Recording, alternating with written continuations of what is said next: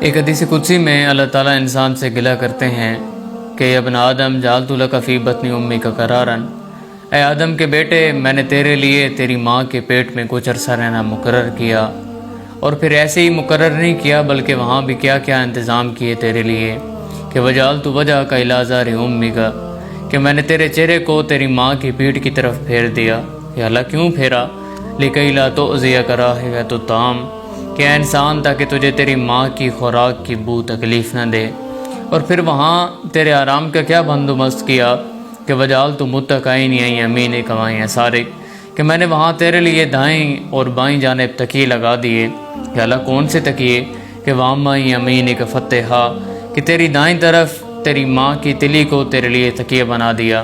واما عن یسارک فالکبد، اور تیری بائیں جانب تیری ماں کے جگر کو تیرے لیے تکیہ بنا دیا۔ اور پھر کیا ہوا؟ فلما تمت مدتک، کہ جب تیری وہاں مدت مکمل ہو گئی تو تجھے ایسے نہیں نکالا بلکہ پورے پروٹوکول کے ساتھ۔ یا اللہ کون سا پروٹوکول؟ کہ اخرجتک علی جناح ملک، کہ میں نے تجھے فرشتوں کے پروں پر نکالا۔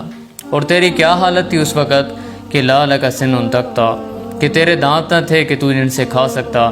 لا لک ید تبطش، تیرے ہاتھ نہ تھے جن کے ساتھ تو پکڑ سکتا۔ ولا لک رجل تمشی، اور تو پاؤں کے ساتھ چل نہیں سکتا تھا۔ اور اس حالت میں تیری غذا کا کیا بندوبست کیا پھر باہر آ کر کہ واصلت لک ارکین رقیقین، میں نے تیرے لیے 2 چشمے جاری کر دیے۔ اور چشمے بھی کیسے؟ کہ وافقاً فی الشتاء، جو سردیوں میں گرم، وبارداً فی الصیف، اور گرمیوں میں ٹھنڈے تھے۔ اور پھر اس حالت میں تجھے کون سنبھالتا؟ تو وجعلت لک قلبین رقیقین، تو تیرے لیے تیرے ماں باپ کے دل کو میں نے اتنا مہربان کر دیا کہ لا یاکلان حتی تشبع، کہ وہ اس وقت تک نہیں کھاتے تھے جب تک تو نہ کھا لے۔ ولا ینامان حتی ترقد، اور وہ اس وقت تک نہیں سوتے تھے جب تک تو نہ سو جائے۔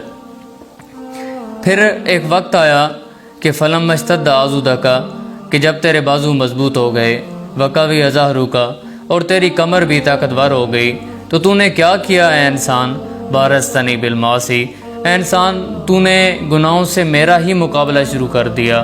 اھاکذا جزاء من احسن الیک، تو اللہ تعالیٰ کیا کہتے ہیں کہ اے انسان، کیا اس طرح اس شخص کو بدلہ دیا جاتا ہے جو تیرے ساتھ احسان کا معاملہ کرے؟ تو اے انسان آج بھی تو لوٹ آ، تجھے میں نے کہاں سے کہاں تک لے کر گیا، لیکن تو پھر بھی میرا مقابلہ کرتا رہا۔ لیکن آج بھی میں تیری توبہ کی امید میں ہوں، انتظار میں ہوں۔